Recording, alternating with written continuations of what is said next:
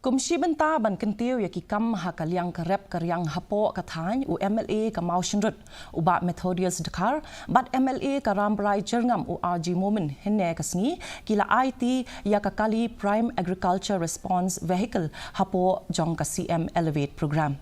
Haba ai jingkren ha ka jingelang uba Dakar ula banjur halor ka jingdon kam ban wanra ya kini ki jing penthamai ha ka kam rep kumju ban penbidiang sha kinong rep ya kitiar kitar bedon kam ula ongru bakani ka kali kan shim ya ka benta bakongsan ha ka ban wanra jingkala ha ka jinglong jingman ka rep karyang jong ka Mausenrut bat ki jaka bamarjan ya kani ka kali la penwandur ban penbiang ya ki jing syakri bedon kam habaya dei bat ka rep karyang sha kinong rep bat ki jaka nong kendong bat ban pensuk ya kalet kawan bat ka jing penkit ya ki marep napo kathan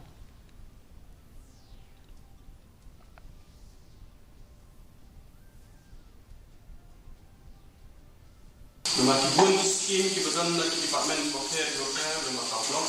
nama agriculture department dan veterinary department nama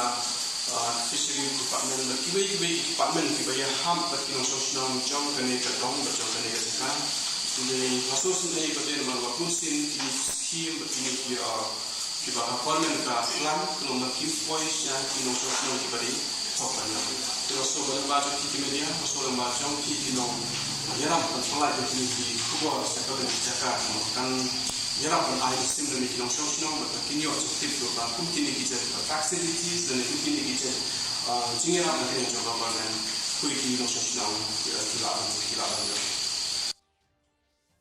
ka jingkulma